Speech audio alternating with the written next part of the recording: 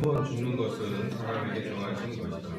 그는 심판이 있다. 이와 같이 그리스도도 많은 사람의 죄를 감당하시려고 단번에 들으신 바 되셨고 구원에 이르게 하기 위하여 죄와 상관없이 자기를 바라는 자들에게 두 번째 나타나실 것이다.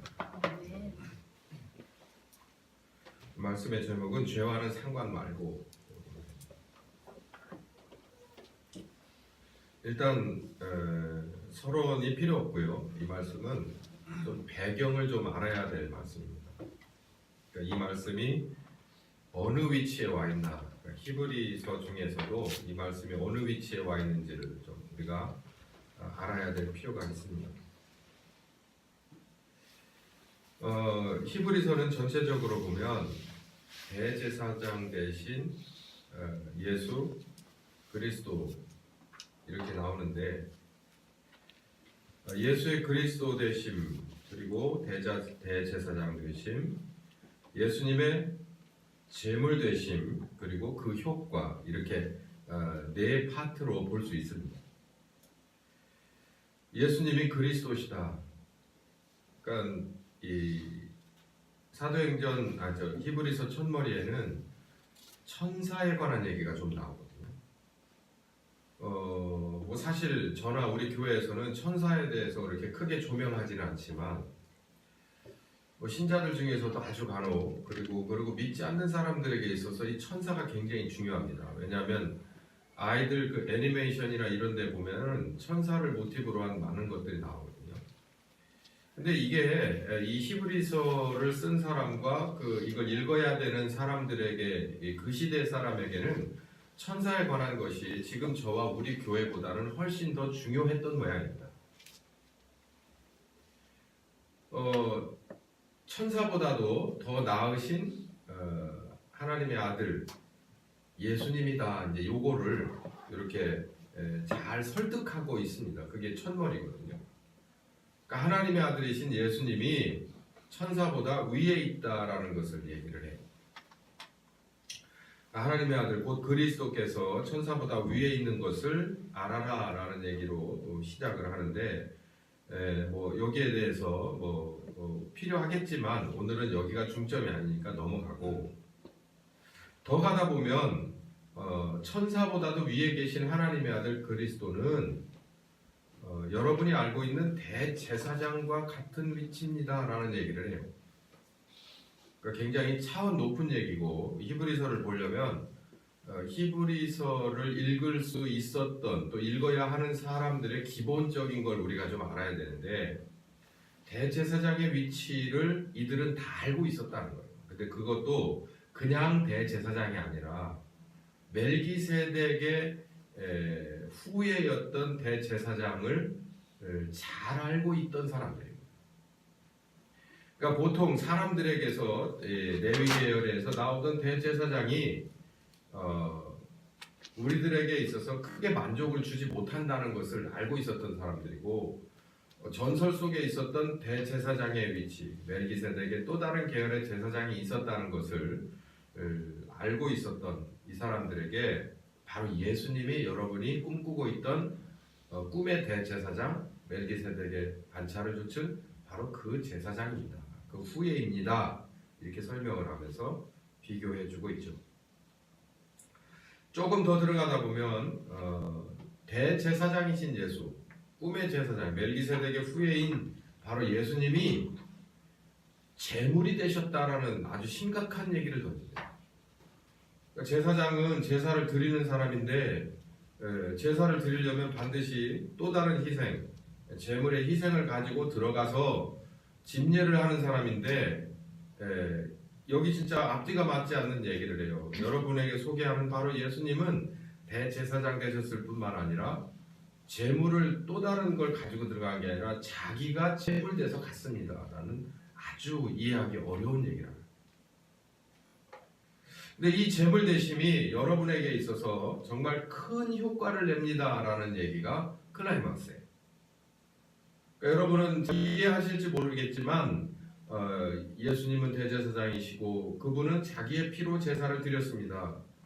이 어렵고 힘든, 이해하기 어려운 이 제사 행위가 여러분에게 있어서 이런 대단한 효과를 냅니다라는 얘기가 이제 히브리서의 얘기가 클라이막스죠. 천사보다 크신 하나님의 아들 예수, 멜기세덱의 계율을 좇은 대제사장, 염소와 송아지의 피를 가지고 가지 않고 자신의 피를 제물 삼아 들어가셨던 멜기세덱의 후예이신 예수. 그 효과는 명목과 그런 형식을 좇았던 그냥 표면적 유대인에서 진정한 양심이 살아난 새롭게 다시 새 생명으로 다시 태어난 이스라엘 하나님의 자녀로서 만들어주는 그런 진정한 효과가 있게 된다. 이게 오늘 히브리서의 전체적인 맥락입니다. 그런데 마지막에 말씀드린 대제사장 되신 예수의 피가 여러분에게 어떤 효과가 있냐라고 하는 얘기가 오늘 본문 바로 직전입니다. 그리고 나서 이 얘기가 히브리서 9장의 마지막을 장식하는 이 얘기예요. 그러니까 이 얘기를 풀려면 전체적인 걸 다 훑어봐야 되는데 다 훑어보는 건 그냥 요 정도 서론에서 끝내기로 하고 오늘 이 본문을 왜 중요한지를 그리고 이 시대에 이 상황에 우리 교회에 왜 중요한지를 우리는 27절과 28절을 통해서 알아보려고 하는 겁니다. 먼저 오늘 본문을 문맥적으로 이해를 하면 두 가지 이 큰 틀이 나오는데 첫 번째는 한 번 죽는 것이 있다는 거예요. 그러니까 죽음과 심판. 그러니까 죽음과 심판은 연결된 겁니다. 왜 그렇게 이렇게 설명을 할 수도 있죠. 이거 볼륨을 조금 낮춰야 될 것 같아요.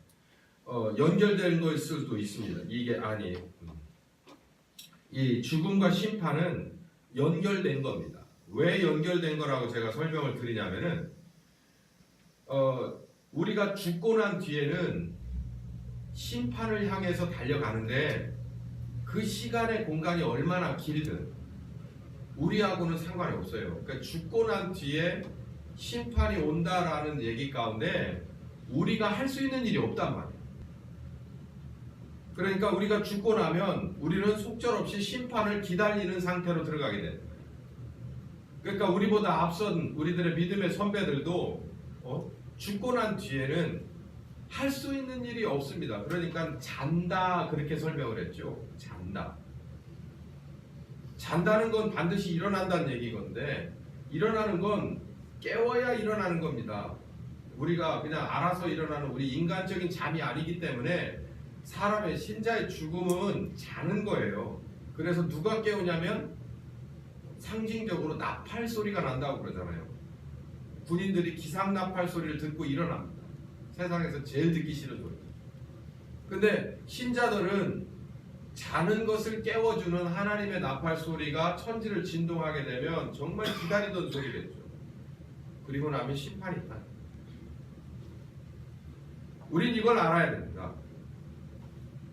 예수님께서 여기 보면 처음 오시고 그 다음 오시는, 그러니까 초림과 재림 이렇게 얘기를 하는데 오늘 전 여러분이 가졌던 예수님의 임재, 그러니까 처음 임함과 두 번째 임함, 초림과 재림에 관한 것을 전 첨가시켜드리고 바로 잡아드리기로 원합니다.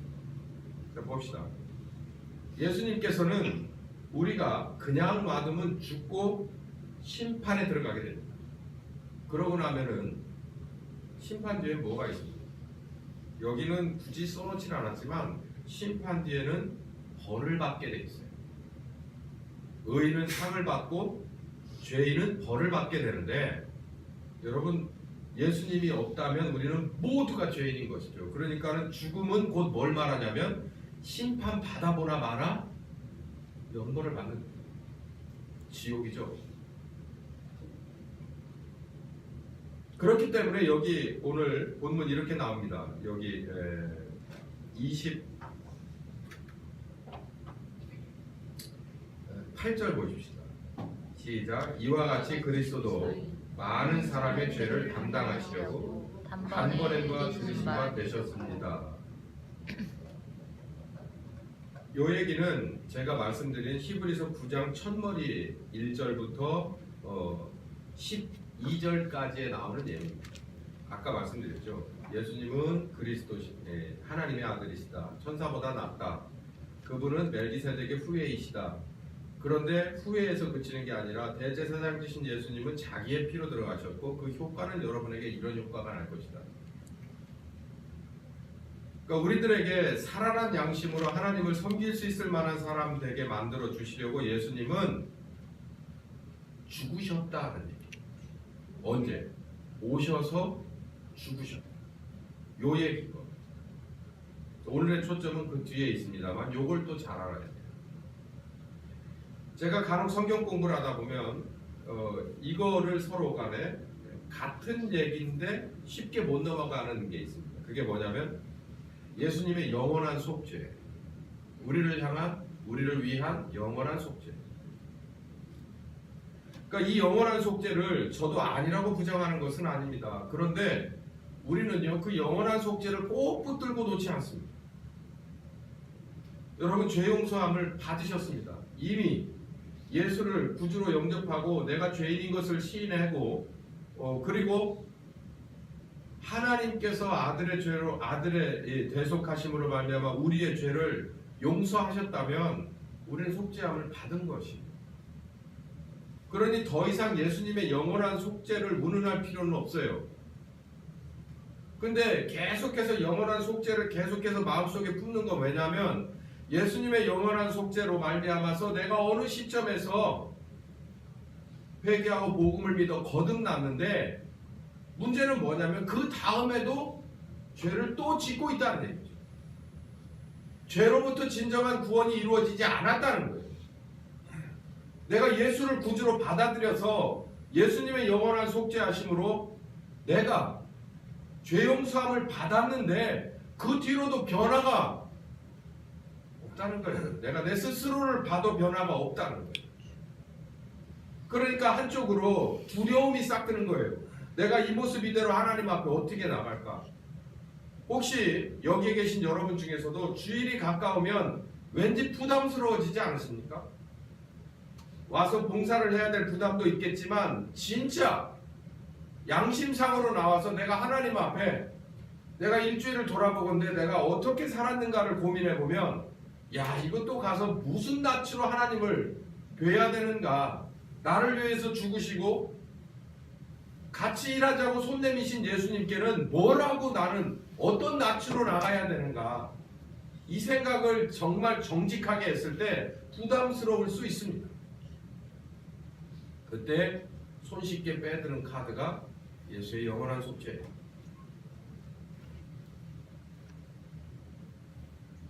예수의 영원한 속죄와 여러분과 무슨 상관관계가 뭐가 있습니까?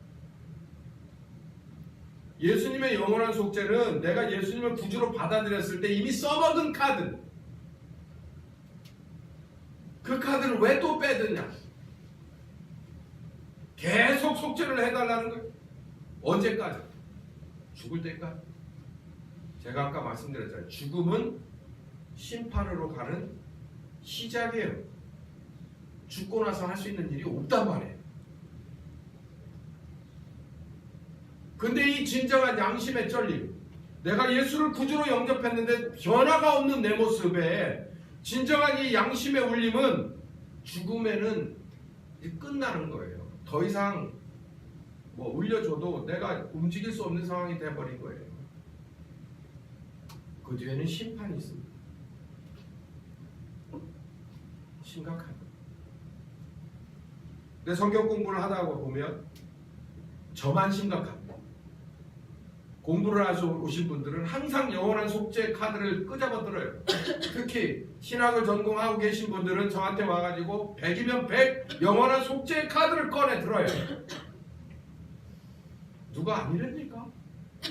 예수님의 영원한 속죄 카드가 영원한 유효기간 없는 속죄 카드라는 건 누가 뭐라고 합니까? 당신은 써먹으셨지 않습니까? 예수를 처음 만나 구주로 영접하면서 쓰셨잖아요. 그 카드. 그러고 난 뒤는 어떻게 할 거냐? 계속 그거 끄잡아 당기는 거예요. 오늘 본문을 읽어보면 제가 이 본문 때문에 많은 고민을 했었습니다. 왜냐하면 제가 정직하게 영원한 속죄 카드를 쓰고 주님 앞에 들어와 새로 거듭나서 달려오면서 변화가 없을 때 나는 매번 예수님의 속죄 카드를 다시 요구하고 해야 되느냐. 오늘 본문을 좀 자세히 보시죠.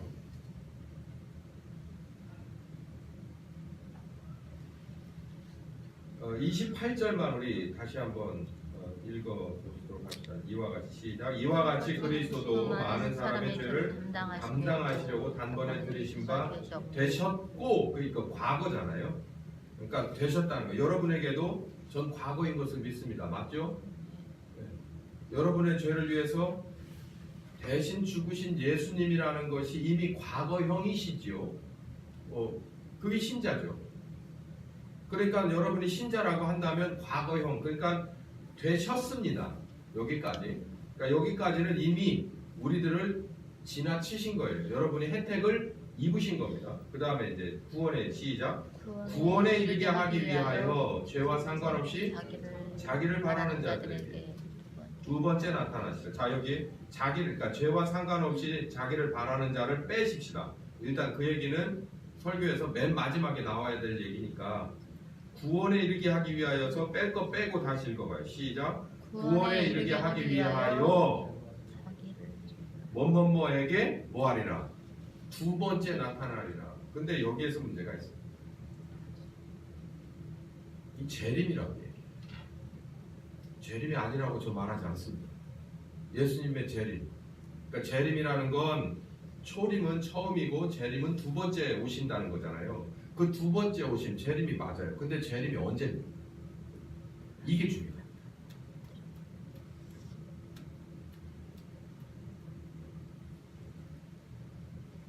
우리는 이렇게 이해를 하고 있어요.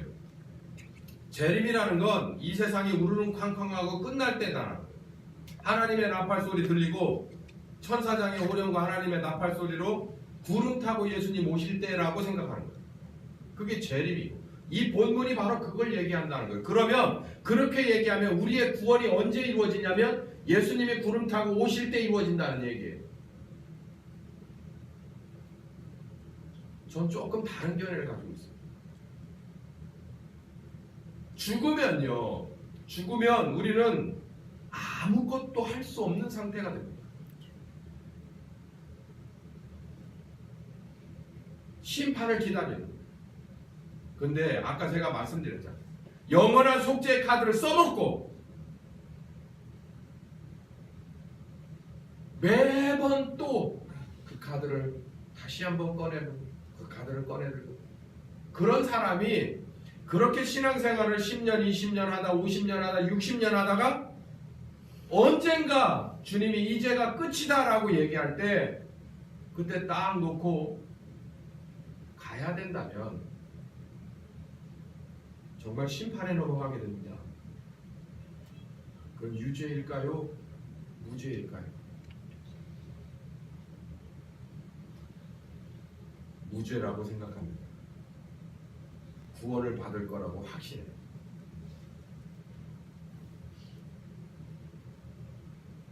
서론이 너무 기네요. 저는 그렇게 생각하지 않습니다. 예수님께서 구원을 하기 위해서, 우리를 구원하기 위해서 다시 오신다는 이 시점은 우리들이 죽기 전에, 우리가 죽으면 예수님도 더 이상 하실 일이 없어요. 우리를 위해서 할 수 있는 일이 없어요. 할 수 있는 일이 뭐가 있어요? 우리가 더 이상 무언가를 할 수 없는 상황에 예수님도 더 이상 할 수 있는 일이 없어요. 무언가 할 수 있는 건 숨을 쉬고 마지막 숨을 몰아쉬는 그 순간에 끝나는 거예요. 그러니 오늘 이 본문에 나오는 구원하기 위해서 다시 오시는 재림은 여러분의 숨이 끊어지기 전에 그 언젠가에 있어야만. 그러고 죽음을 맞으셔야 돼요.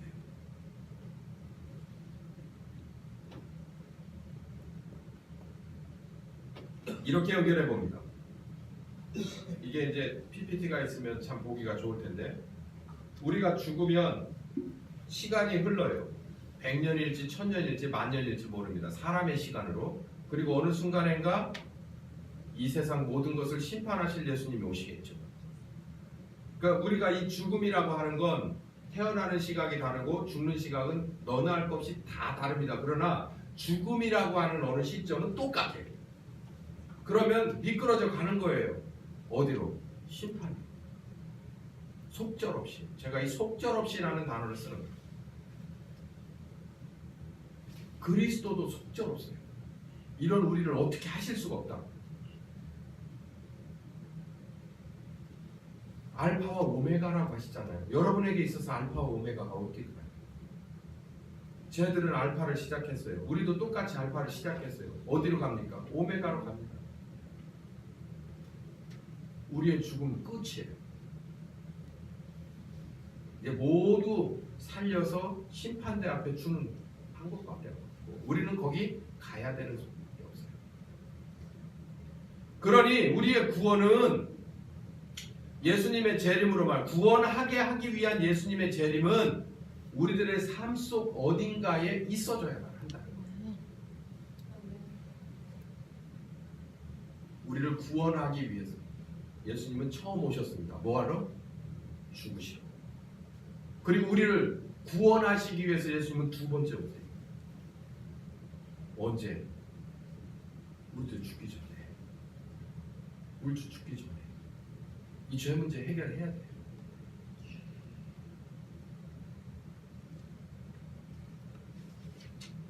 구원에 관한 재림에 관한 시기에 관한 문제입니다. 우린 이렇게 이해해요. 마태복음 26장 64절에 하늘에 구름 타고 오시는 예수.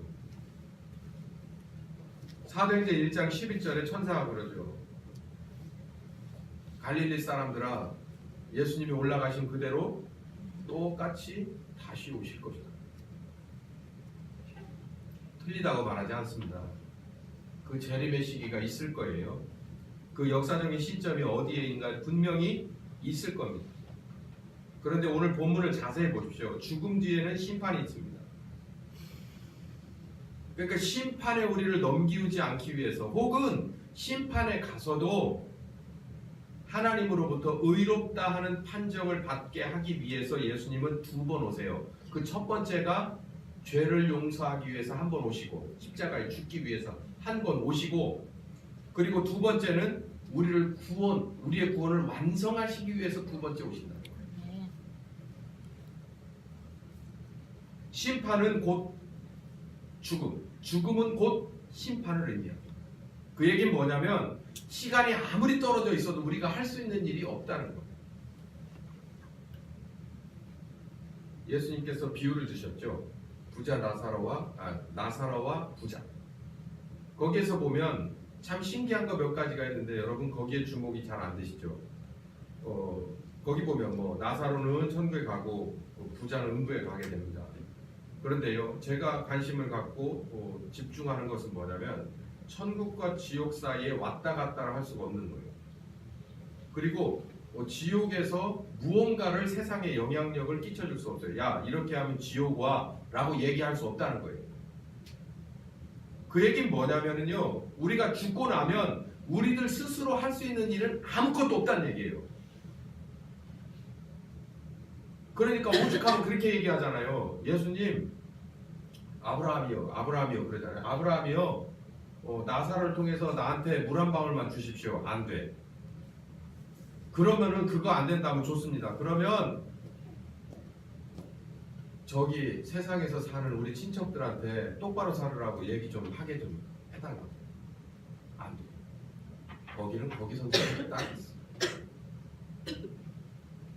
단절된 것을.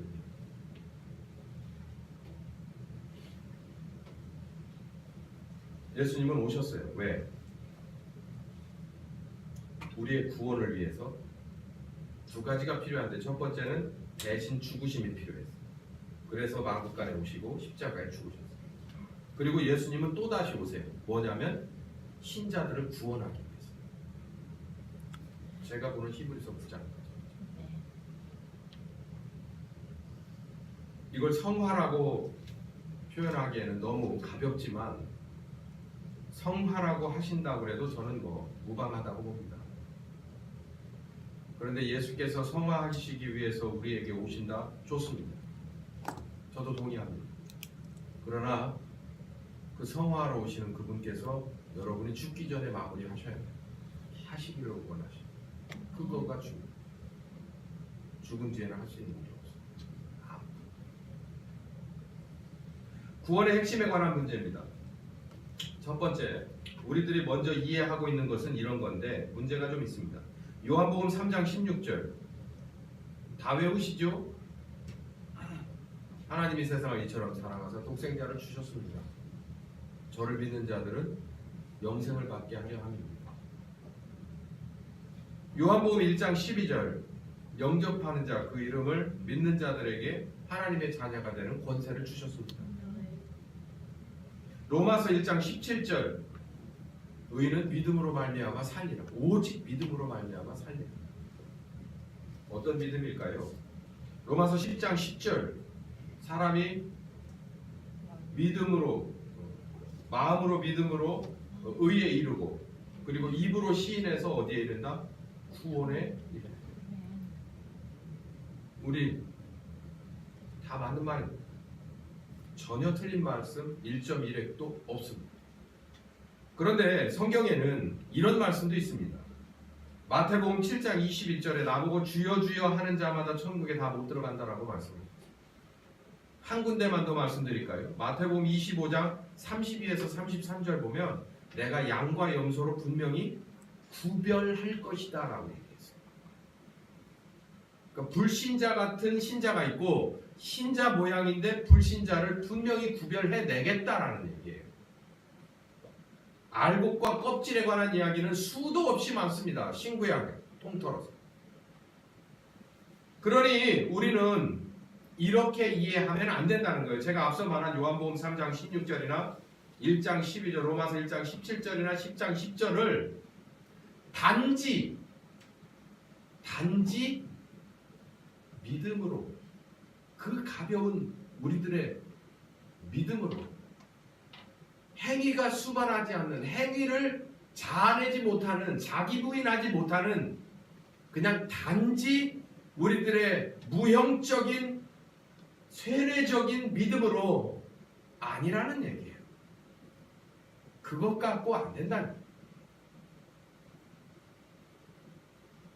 단지 형식에 그치는 살얼음판을 깨질까 두려워서 슬슬 걸어 어떻게든 이것만 모면하려고 하는 그 단지 그 가벼운 발걸음의 그 행동으로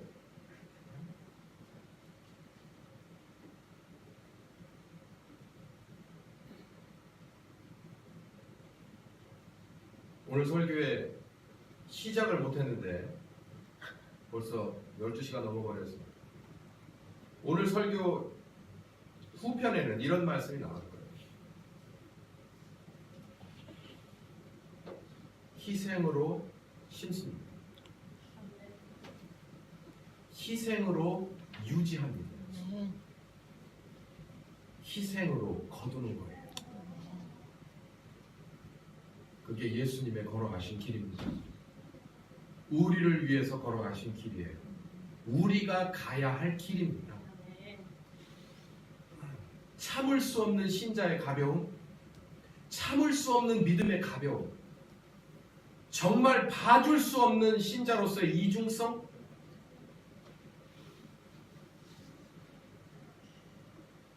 그걸 고치려고 두 번째 오신다는 거예요. 그걸 고치려고 오신다는 거예요. 그러니 그 다시 오시는 예수님의 오심과 더불어서 그 효과가 내게 없는 채로 언젠가 죽음을 맞는다면 저는 잘 모르겠습니다. 확신 가지고 될 문제인지 이게 나아가서 지금 우리 시대에 2017년에 11월에 대한민국의 교회는 희망입니다. 왜 희망일까요?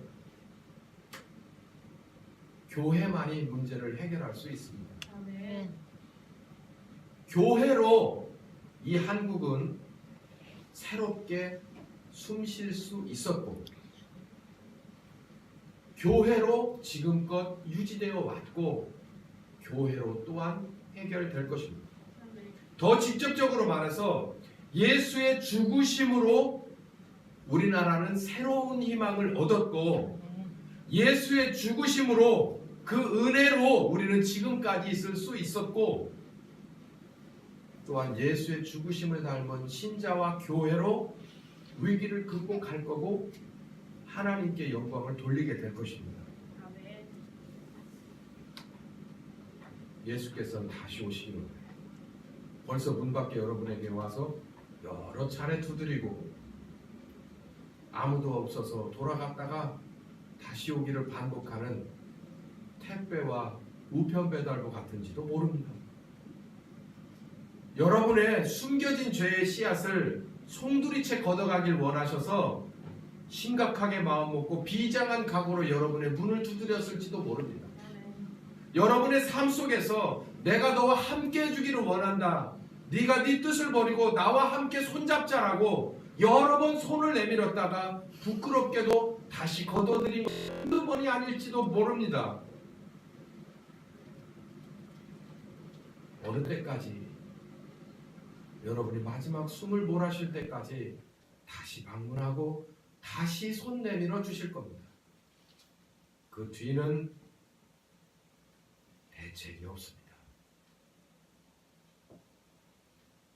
오늘 본문을 다시 한번 읽으면서 우리 마치도록 하죠. 28절 이와 같이 시작. 이와 같이 그리스도도 많은 사람의 죄를 담당하시려고 단번에 피신 받으셨고 두 번에 이르게 위하여 죄와 상관없이 자기를 바라는 자들에게 두 번째 나타내십니다. 아멘. 살아계신 하나님,